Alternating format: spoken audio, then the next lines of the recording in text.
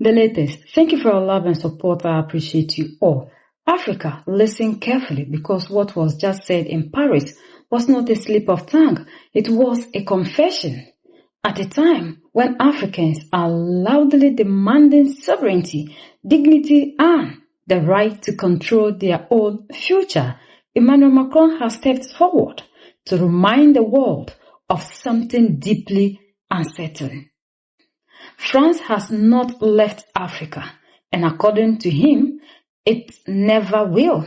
In his own words, Macron openly discussed a military agreement linking Paris, Abuja, Abidjan, and Cotonou, describing it not as cooperation, but as part of a project to get our countries back on track. Back on track according to whom? And back under whose control? Macron went even further. He did not speak with hesitation. He did not speak with apology. He spoke with confidence, almost pride, declaring that France has never retreated from Africa, that France will continue to return, and that its military presence on the continent is far from over. According to him, France is not withdrawing. France is repositioning, reorganizing, and preparing to come back stronger. Even more shocking was his justification. Macron claimed that African leaders have been consulted, that discussions have taken place, and that these leaders are polite. Polite enough to agree, polite enough to cooperate, polite enough to perhaps to sign away military assets while African populations continue to demand freedom from foreign domination. Freedom from foreign domination. So today, Africans are left with burning questions.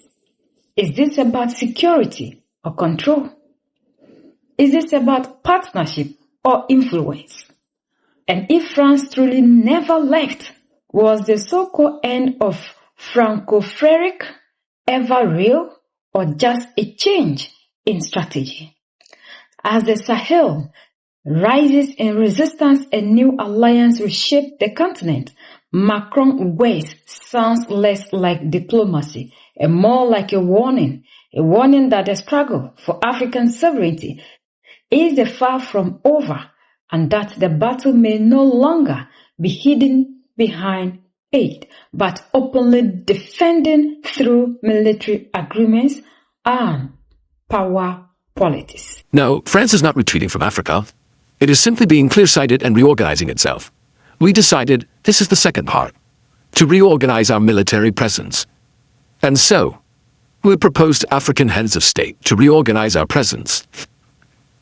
Since we are very polite, we left them the priority of making the announcement. But don't be fooled. It was us who. And sometimes we had to push them.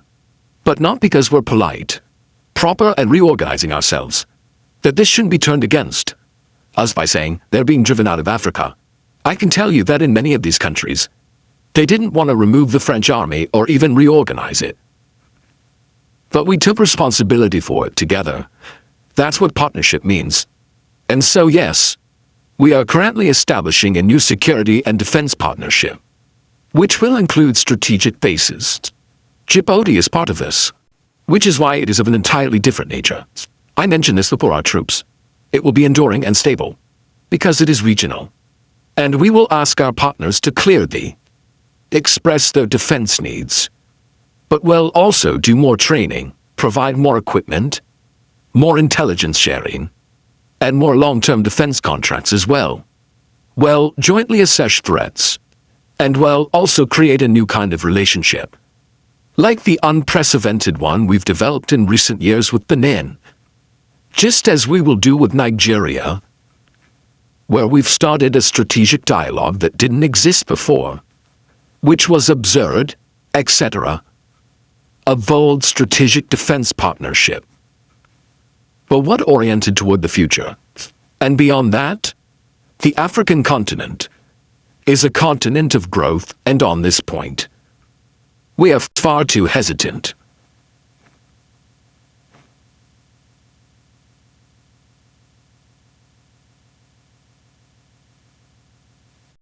This is not just news, this is a moment of reckoning.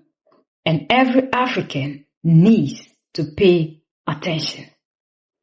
Military bases for what? To protect us against what? What exactly are these people doing in Africa? Is it that they are military lovers so much that they have to continue to be on the soil of Africa? Is Africa a war zone? Why not Ukraine? Why not places that they need the most? Why must it be in Africa? No matter the package these people come with, are leaders who always open their arms towards this. And this is the time that you and I as Africans need to wake up. Mali, Niger, and Burkina Faso have taken their sovereignty, and now we are seeing development. We are seeing improvement. We are seeing that calm is returning to the land of Africa. And to all these people are out of our continent, we are dreaming of freedom, because everything that they are doing is to continue to keep you, the African, under control, under slavery.